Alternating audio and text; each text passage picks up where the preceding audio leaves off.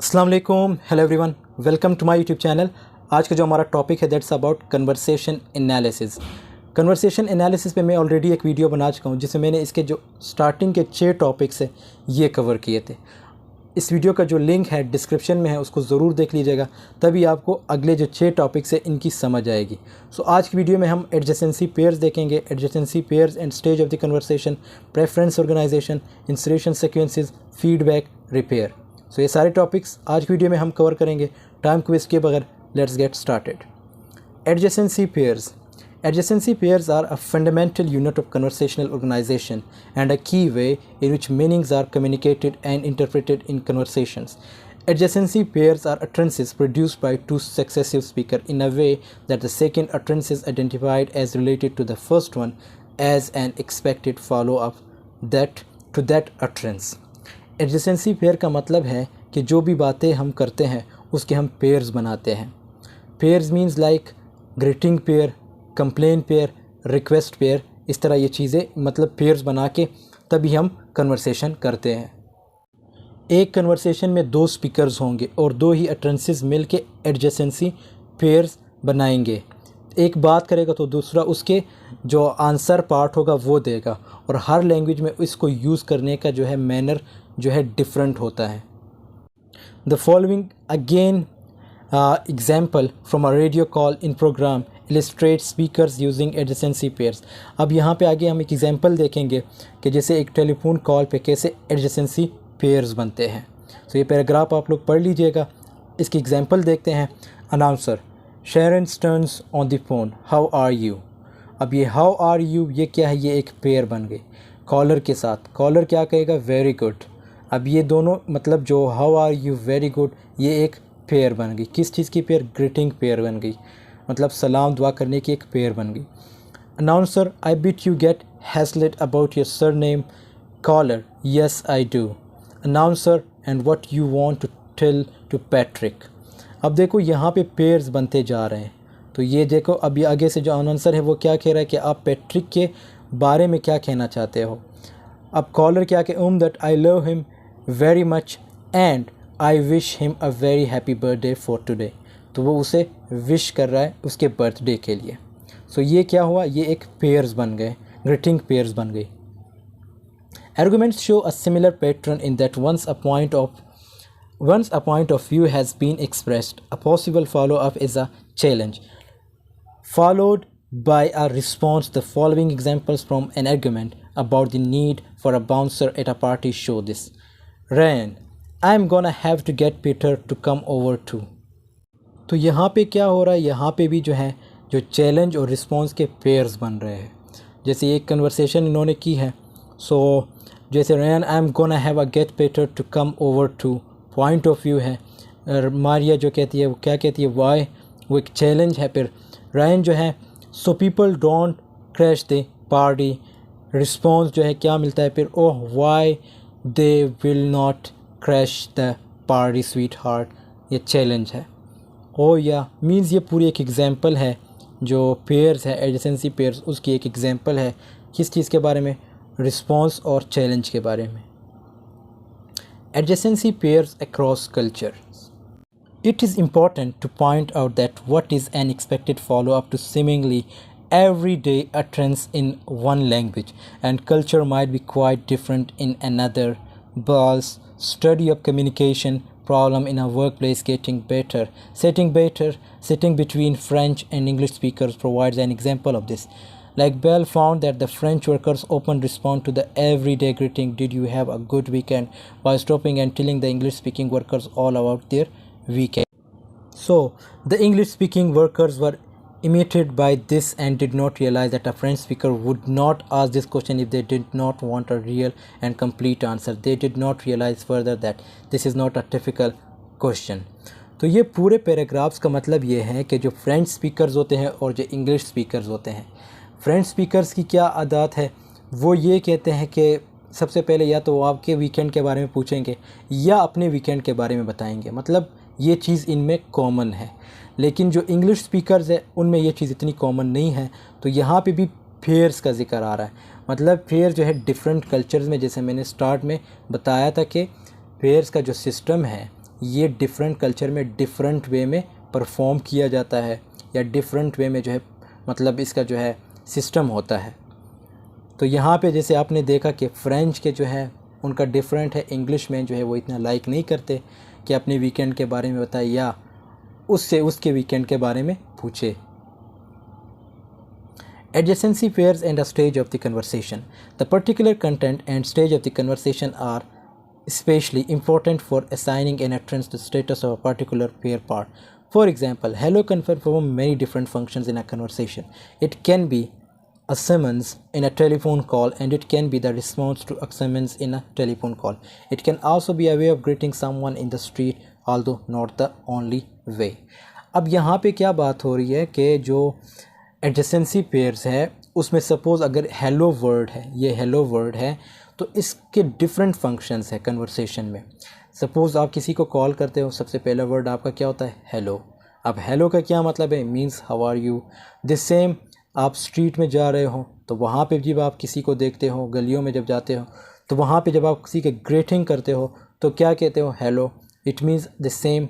So it has different functions on different way. The same an utterance such as thanks. अब thanks का वो बता रहे कि थैंक्स से भी डिफरेंट पेयर्स बन जाते हैं। Can be a response to a compliment, एक कम्प्लीमेंट भी हो सकता है, कंग्रेचुलेशन, और a response to an offence of service. An utterance this may play in more than one role in a conversation. Preference organization. The basic rule for adjacency pairs then is that when a speaker produces a first pair part, they should stop talking and allow the other speaker to produce second pair part. There is, however, a certain amount of freedom in responding to some first pair parts. इस paragraph का मतलब ये है कि दूसरे बंदे को मौका देना चाहिए कि वो उस पेयर की रिस्पांस किस तरह से देता है। पेयर से मुराद सपोज़ आपने उसे हेलो कहा तो वो किस तरह रिस्पांस देता है, या आपने उसको कोई चीज़ ऑफ़र की, वो रिजेक्ट करता है, एक्सेप्ट करता है। अब यहाँ पे एग्जांपल हम देख सकते हैं, a compliment can be followed by accept और रिजेक्ट।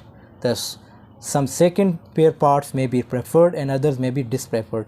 ये हम आगे एक एग्जांपल देखेंगे कि किस तरह जो है मतलब जो पेयर्स हम यूज़ करते हैं कभी कभार रिजेक्ट होते हैं, कभी कभार एक्सेप्ट होते हैं।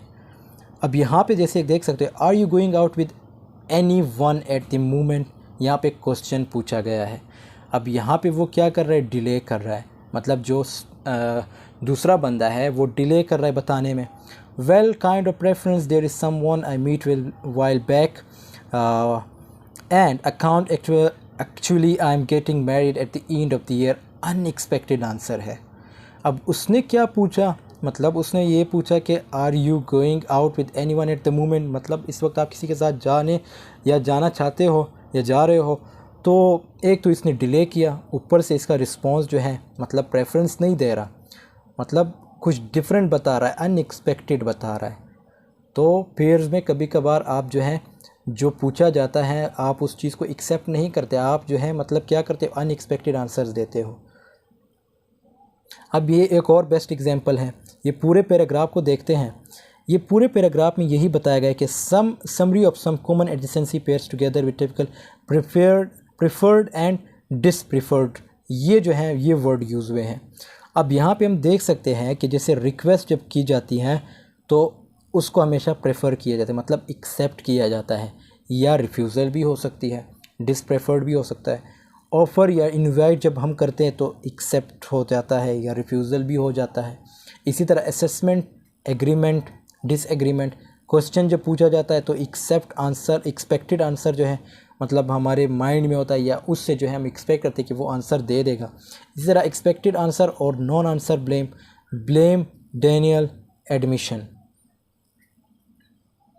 Other corrections rather than self-correction in these interactions, that is when one of the speaker said something is that contained in an accuracy, it was corrected by the other people rather than person who had made the error. If any inaccuracy was not corrected, it formed the basis of inference that the information provided was correct. The following example, अब यहाँ पे example हमारे पास show होगा। अब यहाँ पे ये बताया गया है कि सब कभी कभार क्या होता है कि जब दो आपस में बात करें तो एक से गलती होती है, अब वो उसको किस तरह रिकवर करता है। अब यहाँ पे एग्जांपल है barrister. The twins Michael and Alan live with the wife. Michael is employed as an apprentice butcher. Client, oh no, Michael Allen. अब बैरिस्टर ने क्या कहा? बैरिस्टर ने माइकल को जो है क्या करार दिया? अप्रेंटिस बुचर करार दिया था। लेकिन क्लाइंट ने वहाँ पे क्या किया? क्लाइंट ने ये गलती इसकी सुधार दी। क्लाइंट ने कहा कि माइकल जो है नहीं है, कौन है? एलन। एलन जो है अप्रेंटिस बुचर है। तो ये हम किस चीज़ में स्टडी करते हैं? प्रेफरेंस ऑर्गेनाइजेशन में। बैरिस्टर एलन यस, मतलब अब बैरिस्टर ने अपनी गलती सही कर दी और इसी तरह ये अब कन्वर्सेशन यहाँ तक चलती है। The following example a continuation of the above exec shows an example of the client not providing an expected answer to the solicitor's question. The solicitor asks him question again to try to get his preferred response, his expected answer. अब यहाँ पे हम देख सकते हैं कि जैसे how long has been apprentice butcher, तो इसका मतलब यही है कि कभी कभार हम रिस्पॉन्स नहीं देना चाहते। जैसे यहाँ पे इस कन्वर्सेशन में आप देख सकते हैं जो क्लाइंट है वो डिले कर रहा है। Not very long, solicitor how long, how long. Client जो है may be 3 to 4 months, I am not sure. मतलब एक तो ये 3 to 4 months यूज़ कर रहा है, फिर आगे से कह रहा है कि I am not sure. Is now employed and client know just leave it, that's fine. Insertion sequences. Sometimes speakers use an insertion sequence, that is where one adjacency pair comes between the first pair and the second pair part of the another adjacency pair. In the following example, Ryan asks his mother Maria if he can have a DJ for his party. She does not reply, but by means of an insertion sequences passes the question on to her husband John. बहुत interesting है इंसरेशन sequences. इसमें ये होता है कि कभी कभार सवाल जो है हम किसी और से करते हैं लेकिन जवाब हमें कोई और देता है, या वही बंदा या वही बंदी जो है क्या करती है या क्या करता है कि दूसरे बंदे को मेंशन करता है। अब सपोज़ यहाँ पे रैन क्या है? ये इनकी बेटी है। And can I have a DJ too, is that okay? अब मारिया जो है रैन की क्या है? मदर है और जॉन इसके फादर हैं। तो मारिया रिस्पॉन्स देने की बजाय जॉन को हिंट देती है, इंडिकेट करती है, मतलब इशारा करती है। अब जॉन जो है, जॉन कहता है आगे से कि व्हाट, मारिया कहती है कैन वी हैव डीजे। अब यहाँ पे उन्होंने मतलब can E have DJ, sorry ये रेयन जो है ये मेल है, तो यहाँ पे उसने क्या किया? यहाँ पे उसने कहा कि can we have DJ. Ryan कहता है cause you will not be spending much on food so I thought. तो यहाँ पे इनकी कन्वर्सेशन चलती है। यहाँ पे जो मेन पॉइंट थे वो ये स्टार्ट के जो 3 लाइन्स हैं, जब ये कन्वर्सेशन करते हैं तो ये 3 लाइन्स मतलब जो रैन है वो क्या करता है? अपनी मदर से पूछता है, लेकिन मदर जो है रिस्पॉन्स देने की बजाय अपने हस्बैंड को हिंट करती है और इसका हस्बैंड फिर आगे से रिस्पॉन्स करता है। जॉन क्या कहता है? Well how much does a DJ cost. तो यहाँ पे इन दोनों की कन्वर्सेशन स्टार्ट हो जाती है।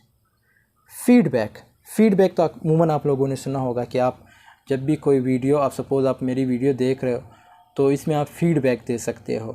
मतलब कमेंट जो है आपका एक फ़ीडबैक है, आपके जो कमेंट्स है मतलब क्रिटिसाइज़ कर सकते हो। तो दिस इज़ योर फीडबैक।